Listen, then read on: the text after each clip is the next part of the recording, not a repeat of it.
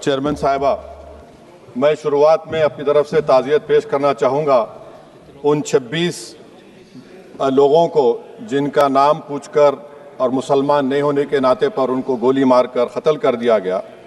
मैं ताज़ियत पेश करना चाहूँगा मौलाना इकबाल को, जो पूंछ के मदरसुल ज़ियाउल उलूम के मुदर्रिस थे। उस 5 साला लड़की मरियम को, जिसको पाकिस्तान की शेलिंग में उसका पेट फट गया। मैं ताज़ियत पेश करना चाहूँगा मैडम ज़ैन अली और उर्वा फातिमा, इन दो जुड़वा भाई बहनों को जिनकी उम्र 14 साल थी। लांस नायक दिनेश कुमार को, बीएसएफ के सब इंस्पेक्टर मोहम्मद इम्तियाज़ को। मैं शुक्रिया अदा करना चाहूँगा कश्मीर की आवाम का कि उन्होंने पहलगाम के वाक़े के बाद मस्जिदों से ऐलान किया मज़म्मत का, बग़ैर किसी के बोलने पर रोड पर निकलकर उन्होंने पाकिस्तान से आए हुए दहशतगर्दों की मज़म्मत की। मैं मुबारकबाद देता हूँ हमारी मुसल्लह अफ़वाज को कि उन्होंने एक अजीम कुर्बानी पेश की और बहादुरी के साथ ऑपरेशन सिंदूर में भारत को कामयाबी दिलाई। मैं मुसल्लह अफ़वाज ने पहले 9 दहशतगर्द ठिकानों पर उनको निशाना बनाया और सबसे मेरी नज़र में जो दहशतगर्दी के दिल पर हमला हुआ वो भावलपुर का था और 6 एयरफील्ड, 3 हैंगर और 2 रनवेज को हमने तबाह किया। बाद में ऑपरेशन सिंदूर की कामयाबी की एक अहम वजह यह थी मैडम कि मुल्क में इत्तेहाद और इत्तेफाक पैदा हो गया था, एक यूफोरिया पैदा हो गया था, मगर अफसोस कि हुकूमत ने उसका फ़ायदा नहीं उठाया। मैं आज भी कह रहा हूँ, जिम्मेदारी के साथ कह रहा हूँ कि पाकिस्तानी फ़ौज, पाकिस्तान की ISI, पाकिस्तान का डीप स्टेट, उनका हयाती मकसद ये है कि हमेशा भारत को कमज़ोर किया जाए और अगर हमको इन ताकतों को कमज़ोर करना है तो देश में इत्तेहाद और इत्तेफाक को बरकरार रखना पड़ेगा। अगर हम बुलडोज़र के ज़रिए या फिर लिसानी जबर के ज़रिए या मजहबी फ़िरक़ा परस्ती के ज़रिए अक़लियतों को निशाना बनाएंगे तो हम खुदा ना खास्ता उन पड़ोसी मुल्क के दहशतगर्द तंजीमों को कहीं कामयाब ना हो जाए। मैडम, मैं आपके सामने ये भी कहना चाहूँगा कि इत्तेहाद और इत्तेफाक इस मुल्क में जब मजबूत होगा तो हमको बैनुल अक़वामी सतह पर दिखाने की ज़रूरत नहीं पड़ेगी। मैं आपकी तरफ से हुकूमत से चंद सवालात करना चाहूँगा कि वज़ीर आज़म ने कहा कि खून और पानी एक साथ नहीं बह सकते, आतंकवाद और बातचीत एक साथ नहीं हो सकती। तो मेरा सवाल आपके ज़रिए से वज़ीर आज़म और हुकूमत से ये है, फिर जिन इंसानों को बैसारा की वादी में मारा गया था, क्या आपका ज़मीर इस बात की इजाज़त देता है कि आप ट्रेड बंद कर दिए, पाकिस्तान का एयरक्राफ्ट हमारे एयर स्पेस में नहीं आ सकता, उनकी कश्ती हमारे पानी में नहीं आ सकती, ट्रेड खत्म हो चुका है डायरेक्ट इनडायरेक्टेड, आपका ज़मीर जिंदा क्यों नहीं है? किस सूरत से आप पाकिस्तान से क्रिकेट मैच खेलेंगे जब हम पानी नहीं दे रहे हैं? 80% पानी पाकिस्तान का हम रोक रहे हैं, ये कहकर के पानी और खून नहीं बहेगा, आप क्रिकेट मैच खेलेंगे? मैडम, मेरा ज़मीर तो गवारा नहीं करता कि मैं उस मैच को देखूंगा। क्या इस हुकूमत में इतनी हिम्मत है कि उन 25 मरने वालों को फोन करके कहे कि देखो हमने ऑपरेशन सिंदूर में बदला ले लिया, अब तुम पाकिस्तान का मैच देखो? बड़ी अफसोस की बात है मैडम। मैडम, अकाउंटेबिलिटी किस पर है? पहलगाम किसने किया? 7.5 लाख हमारी फौज और सेंट्रल पैरामिलिट्री फोर्स है, ये कहां से 4 चूहे घुसकर हमारे भारत के नागरिक को मारे? अकाउंटेबिलिटी किस पर फिक्स होगी? LG पर फिक्स होगी तो LG को बरतरफ करिए, IB पर आती है तो एक्शन लीजिए, पुलिस पर आती है तो एक्शन लीजिए, मगर आप ये समझ रहे हैं कि ऑपरेशन कर दिया और हम खामोश लोग भूल जाएंगे। अकाउंटेबिलिटी फिक्स करना पड़ेगा। मैडम, डिटरेंस आपकी क्या है?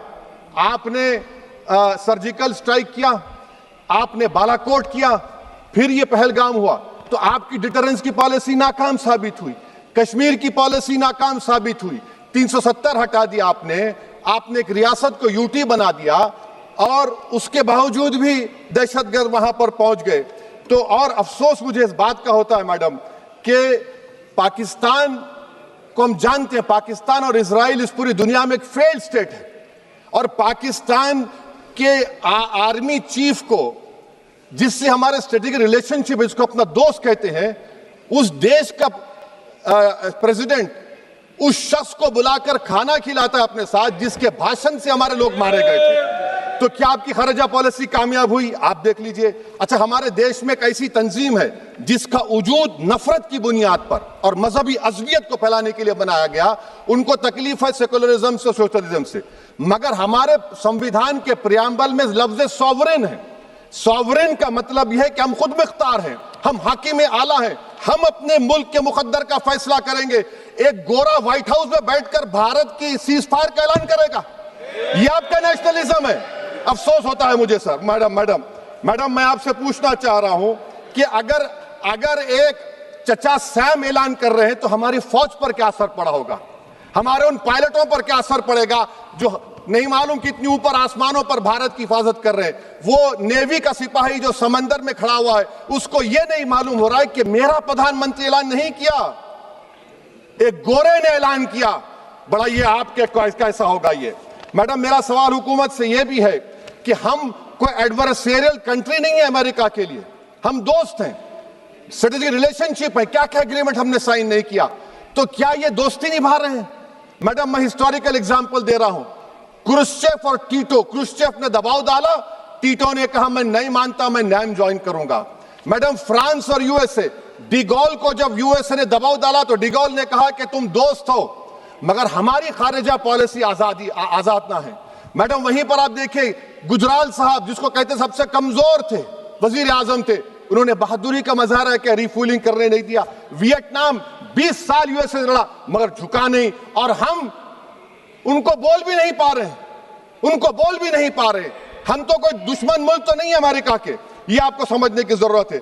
और मैडम, यहां पर वजीर खारजा ने कहा वो चीन गए, डिप्टी चीफ ऑफ स्टाफ ने कहा कि चीन के इक्विपमेंट एक लाइव लैब था हमारे उनके लिए।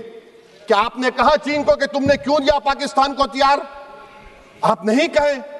और मैडम, आप जानते हैं कि रक्षा मंत्री ने कहा कि स्विफ्ट एंड प्रोपोर्शनेट, तो फिर जो इंडोनेशिया मिलिट्री अटैचे ने कहा कि हमको कहा गया मत मारो, हम सेल्फ डिफेंस में भी नहीं मार सकते थे पाकिस्तान को। और अगर आप ट्रंप के बयान को गलत कह रहे हैं कि 5 एयरक्राफ्ट नहीं गिरे, मैं यकीन करता हूं आपकी बात का। आप हमारे पायलट्स को कमेंट करिए ना, हमारे पायलट्स को कमेंट करिए कि हम अपने पायलट्स की तारीफ करते हैं, आप वो भी नहीं करना चाहते। मैं हुकूमत से जानना चाहता हूं मैडम कि क्या फ्रांस ने हमको सोर्स कोड नहीं दिया जिसकी वजह से हमारे एयरक्राफ्ट को क्या नुकसान हुआ? अब मुस्तकबिल में आप हथियार खरीदेंगे तो क्या आप सोर्स कोड हासिल करेंगे? और मैडम, मैं आपको बताना चाह रहा हूं, मेरे सवाल का जवाब हुकूमत दे। हमारे पास सैंक्शन जो स्क्वाड्रन है 42 है, 60 साल के बाद सिर्फ 29 काम कर रहे हैं। पाकिस्तान के पास 25 हैं, चीन के पास 50 से ज्यादा हैं। 11 साल से आप सरकार में हैं, सबमरीन नहीं है, थर्ड एयरक्राफ्ट कैरियर कहां पर है आप बताइए। और मैडम, FATF में लाना पड़ेगा आपको। अगर आप विश्व गुरु हैं तो हम आपको चैलेंज कर रहे हैं, आप G7 के कंट्रीज को, GCC को और चचा सैम को राजी कराइए कि पाकिस्तान को, मैडम खत्म कर रहा हूं, FATF में दोबारा लाया जाए। मैडम, ऑल पार्टी मीटिंग हुई, देखिए कितना कॉन्ट्रडिक्शन है केंद्र सरकार में और स्टेट सरकार में।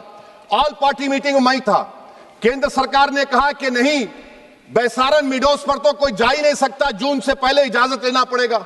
बाद में हमको मालूम हुआ कि साल भर खुला रहता मिडोस सिवाय बारिश और स्नो के। ये कॉन्ट्रडिक्शन है केंद्र सरकार में। वहां पे मैं हुकूमत से मुतालबा करता हूं मैडम आपके जरिए से कि कौमी सिक्योरिटी को, नेशनल सिक्योरिटी को, खारिजा पॉलिसी को, फॉरेन पॉलिसी को राजनीति का मुद्दा मत बनाइए, राजनीति का मुद्दा मत बनाइए। ये हमारे मुल्क में मुफाद होगा, हमारे मुल्क के इत्तेहाद और एकजुटती को आप एक वोट का जरिया मत बनाइए। और मैं एक आखिरी बात पूछ रहा हूं मैडम, क्या चीन ने हमसे कहा था कि सीज फायर कर लो? और कैसे पाकिस्तान ने हमारे पायलट्स की बातों को सुना कि हमारा कम्युनिकेशन एनक्रिप्ट नहीं है? मैडम, आखिर में मैं अपने शेर से इस अपनी बात को खत्म करूंगा कि अपने ही हाथों से सर अपना कटाना है हमें, मादर हिंद पे भेंट चढ़ाना है हमें। किस तरह मरते हैं एहरार वतन भारत पर, यह तमाशा है जो दुनिया को दिखाना है हमें। यह मैं भारत की उस बहादुर फौज के नाम पे करता हूं, मुसल्लह फौज के नाम पे करता हूं। यह शेर कहने वाला कोई बीजेपी का नहीं था, यह शेर कहने वाले का नाम शेर था, शहीद अशफाकुल्लाह। मैं फिर से हुकूमत से कह रहा हूं पाकिस्तान टेररिज्म करेगा, आप तैयार हो जाइए। आप चीन से मोहब्बत, कितना इम्बैलेंस हुआ ट्रेड का, कितना इम्बैलेंस हो रहा है चीन से। अच्छा, जब गलवान हुआ उस वक्त भी ट्रंप ने कहा था कि मैं बात करूंगा, हमने कहा नहीं बात करेंगे, जरूरत नहीं है। आज ट्रंप हमारे से पहले बोलता है इज्जत नफ्स भी कोई चीज होती है, इख्तिदार में कोई यहां रहेगा कोई वहां रहेगा, मगर इख्तिदार में इकबाल होना चाहिए। बदबख्ती की बात यह है कि आपने इकबाल को खो दिया। बहुत बहुत शुक्रिया।